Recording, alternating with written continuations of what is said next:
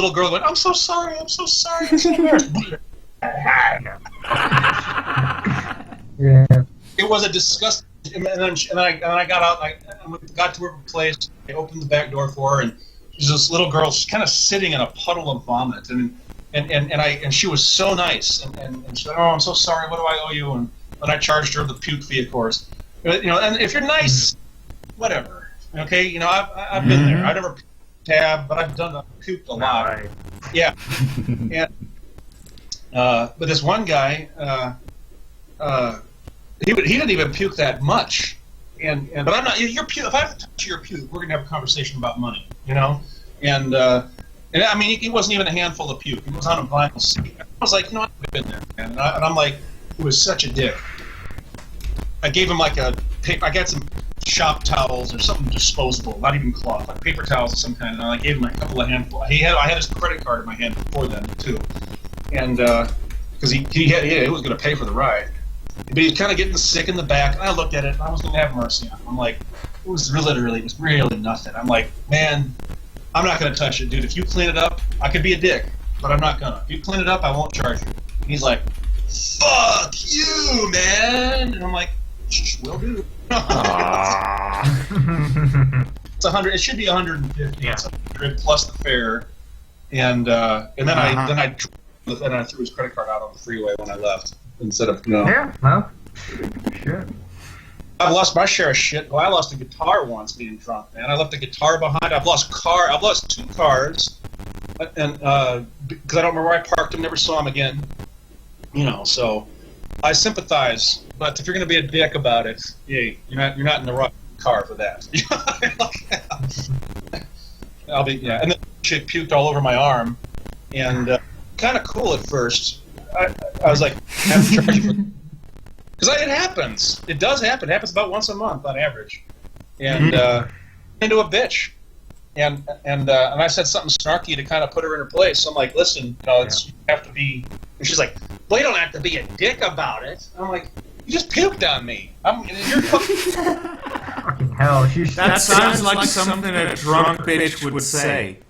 Yeah, exactly. Don't ever pick up legally more than 4 people. So 5 people in the car, including me.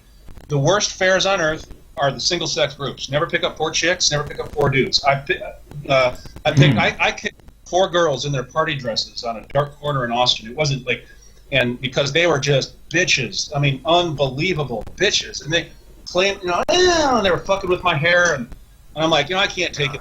I mean, you have to be able to take some shit. If you can't take some shit as a cab driver, you're not a cab driver. There's, you have 3 skills: read a map, drive a car, and ignore everything you hear. And if you don't have those skills, you're not going to make it. And I was good at the job, and these chicks were fucking with me constantly. And I don't think we got $10 to the ride, maybe 5, before I'm like, pull over, we're out, you're out. Get out. All right. Get out. He actually said to me, you can't kick us out, we're girls. I'm like, well, you weren't talking like girls. Fucking. They're like, you can't do this to us. Call. And I said, the phone number's on the door. My fucking cab is number 132. By the way, if you don't give me $8 in 3 fucking minutes, I'm gonna call the fucking police. What am I saying? 3 minutes? Did I say 3 minutes? I meant fucking 3 seconds. If I don't get $8 Nice. Those bitches in their place. I'm going to jail tonight. I'm going to flying fuck what you fucking think you are. If you're a fucking girl, like you want to play that fucking card, then act like one. God. Don't fuck me around. I'm not that shit. I had a couple of. They gave me the worst cab in Austin at first, and it wasn't like intentional, but I was new, and the tail lights didn't match. You could actually, the front door didn't work. You had to actually reach around on the passenger side to let yourself out. And these Mexican gangbangers got in the van one night. Oh shit! Gangbangers. Yeah. I don't know. They were probably fronting a little bit, but they were bad. But anyway, I could lock. They're suspicious. Yeah. And it was a piece of shit of a car. I could actually lock people in it, and ask a couple of times, because after a while you feel this sense of when they're going to jump the fare. You start to sense it, and you're like, these kids jump the fare, lock. At one time I pulled. they had let front like a wall with a wall and like a bunker, and then they tried to, and then like, okay, we're gonna go here, let us out. Or this is where we go, we're good. and I knew they were going to jump the fare, so I locked them in. And then I heard all of a sudden I heard the doors try to open. They're like, we're locked in. I'm like, yeah, I know, $8.50 on the meter. Like, and they try to get out. You can't get in here. And I'm like, I'll let you out when you give me $8.50. You know, and they're like, we're gonna break your windows. And I said, I would love more than to watch you stupid little butch ass motherfuckers get arrested for my fucking windows. It would make me fucking laugh. Do whatever the fuck you need to do. I suggest you give me the $8 and get the fuck out of my car. I had these two fucking gangbangers. I say gangbangers. They might have been. They pretended to be at the very least, and they were shit-faced. And the one guy, they have to get in the front. I hate. He also got to. If they're going to be aggressive, if you're going to get all church ladies, don't be a cabbie. You're going to have to deal with some shit. So I mean, you know, one guy gets in the back, the other guy gets in the front, big guy in the front, little guy in the back, and the big guy starts. They're shit-faced. He starts waving his fingers in my face, talking about how he's gonna. He's like, you know, SA, I could fucking paralyze you with I could paralyze. He's like kind of in my face, which was not uncommon on a Friday night in Austin as a cabbie. But you have to have a line. If you don't have a line, you can't be a cabbie either. You got to be like, you can't just take some shit. And then they were fucking with me. Yeah. The back is like, you know, giggling. He's like, does that scare you? They were going to a strip club. It wasn't like $10 away, right? So I'm like, scared. You know, I'm just getting fucking pissed. So I lock the doors, you know, while we're driving. And I'm like thinking that I want to get there. We're not even going that far. We're not even going. It's like a $8 or $9 ride. I couldn't even make it that far. About 2/3 of the way there, I just pulled over on the road, and I'm like, and I don't remember. I don't know what I said. I forget. But the guys are like, "Fuck this," and they try to get out. And we can't get out. I'm like, I said, yeah. Fucking ass, and it's not like a story like and then I said anyway. Let me make the point is that they paid and got the fuck out of the car. I'm like that fucking paralyzing. Tell the guy that paralyzing technique you were gonna do. You better do it, motherfucker, because the cops are on their fucking way. You got about 30 fucking seconds. I suggest you get the fuck out of my car after paying the fucking bill. You know, and the guy in the back, and I let him. I just ripped him on. I just cut him up, but. Like, because another chick, these douchebag, he took a swing at me. College kid. I've had bigger zits. He didn't connect, right? I mean, I'm not a had bigger zits. He was straight-faced and he little bitch. And I'm not I don't care. I'm not Joe Rogan about it, but he was a prick, and so he takes a swing at me because he was pushing my buttons, and I said something. I'm just kind of like, whatever, fuck. So I don't know. I don't know what I said. I'm just kind of like, it's like, all right, fucking whatever, kid, you know. And he's like, well, wow, you're stepping on my alpha shitbird territories. Swing at me. Like, okay, no problem. I'm on the phone with the cops. I'm watching him. He drags his girlfriend like a caveman, literally. Like almost like by the hair, almost, of the car, and